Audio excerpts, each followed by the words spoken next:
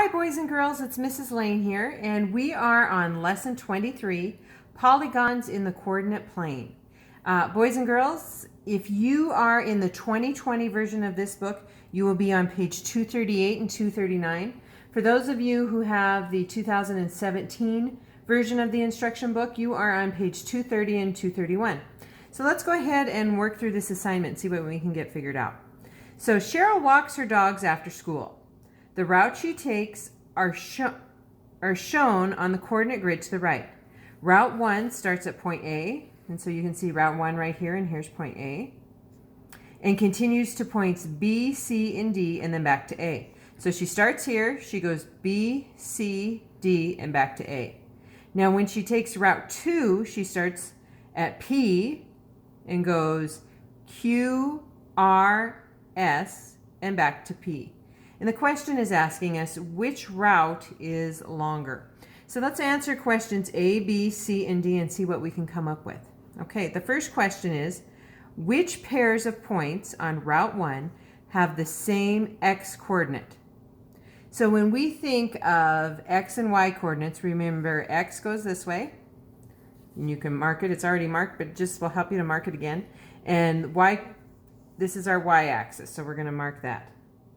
Okay, and the question is asking us which points have the same x coordinate. Now remember, when we're writing points, it's the x coordinate first and then the y coordinate. So we're looking for the points that have the same x coordinate. So that's going to be the first coordinate. And when I look at Route 1, I can automatically see that A and D have the same x coordinate.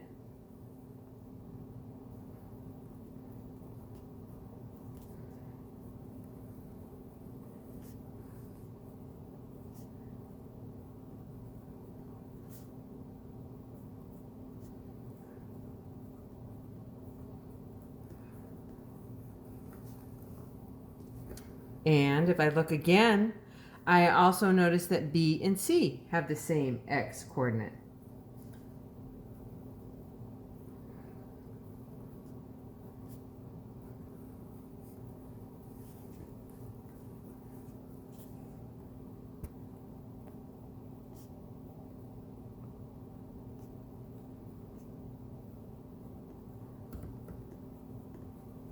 Okay, the second part of that question asks us which have the same y coordinate. Now the y coordinate is the second number of the ordered pair. And if we look here, we can tell that both A and B have the same y coordinate of 6. So to answer that, we put A and B have the same y coordinate.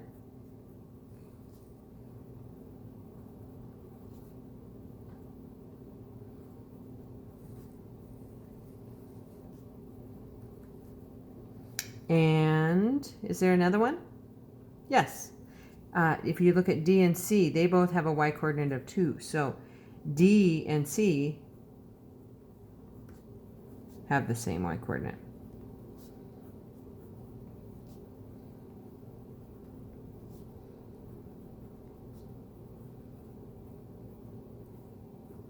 Now I hope you're writing this down or something very similar to it with me. You need to be getting this information down as you're listening. Let's go on to question B. And question B says, look at Route 1. If you have the 2017 version, your question might be worded slightly different, but I think they're asking the same thing. And it says, look at Route 1. Here's Route 1. Find the distance from A to B. So here's point A and here's point B. And it just wants to know the distance from A to B. Really simple. We just count it up. 1, 2, 3, 4, 5, 6. From B to C. 1, 2, 3, 4. From C to D. 1, 2, 3, 4, 5, 6. And from D to A. 1, 2, 3, 4. Then it says the total distance is, well, we know 6 plus 4 is 10. And 6 plus 4 is 10, and 10 plus 10 is 20. So our total distance is 20. Let's go on to question C. Question C is asking us to look at Route 2.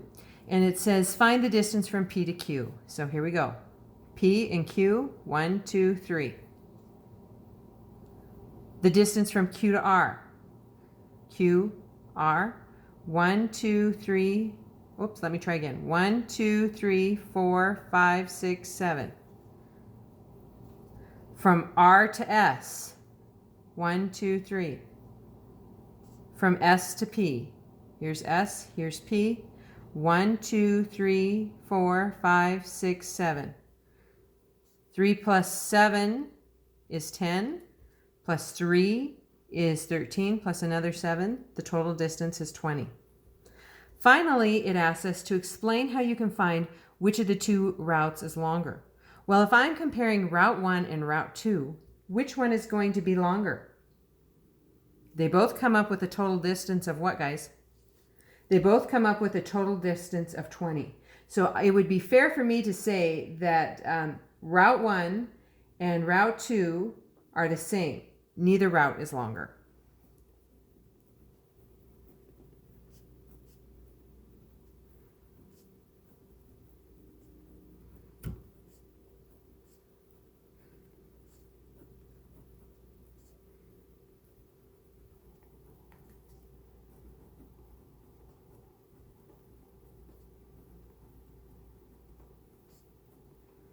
All right, ladies and gentlemen, simple enough. We're going to move on to the next page.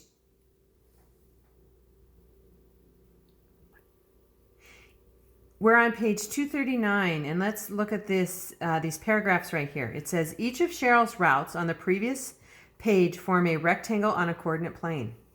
A rectangle is one type of polygon.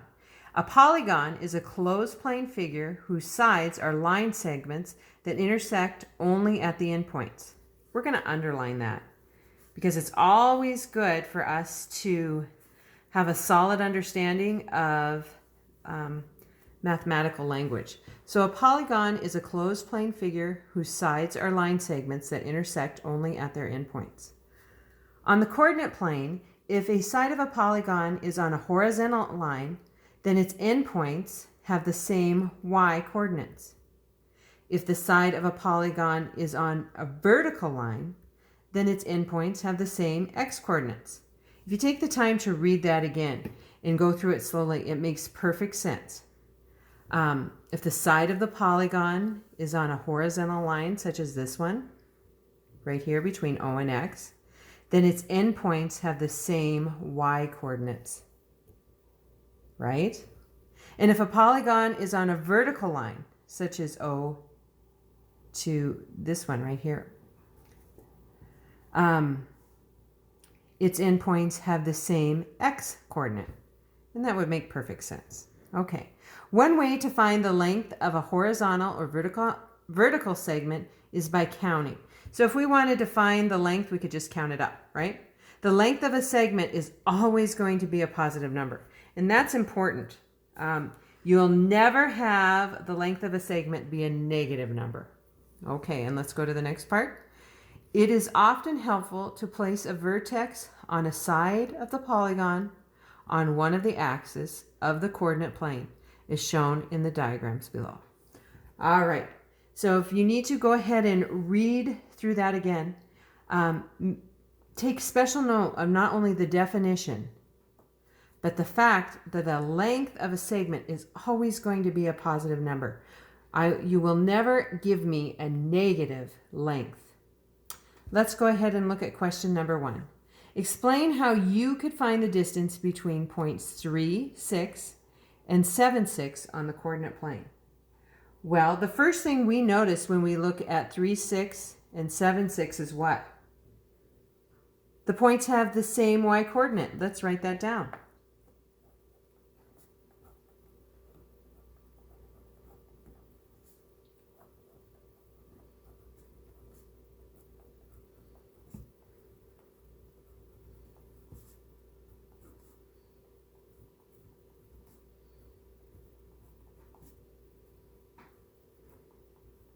Okay, and we know because the points have the same y coordinate, we know that means that it's going to be a horizontal line.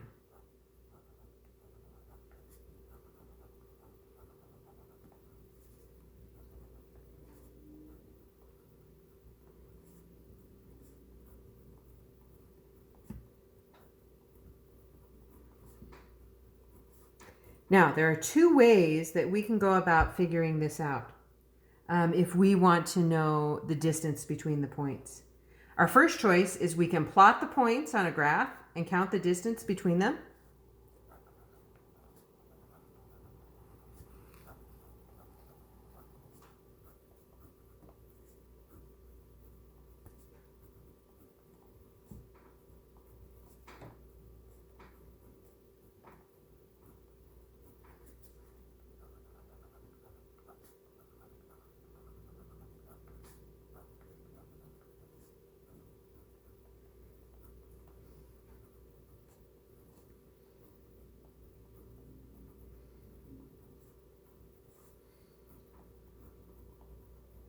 Or there's another way.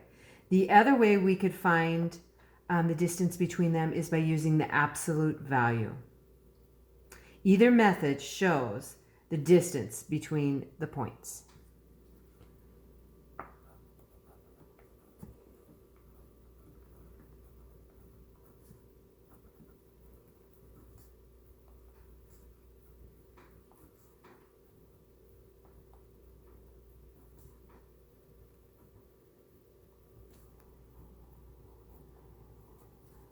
All right, ladies and gentlemen, there you have it. That's the first lesson in lesson 23, Polygons in the Coordinate Plane. It's now your job to go ahead and turn to your PPS book and go ahead and complete those pages. Thanks, sixth graders. Good luck.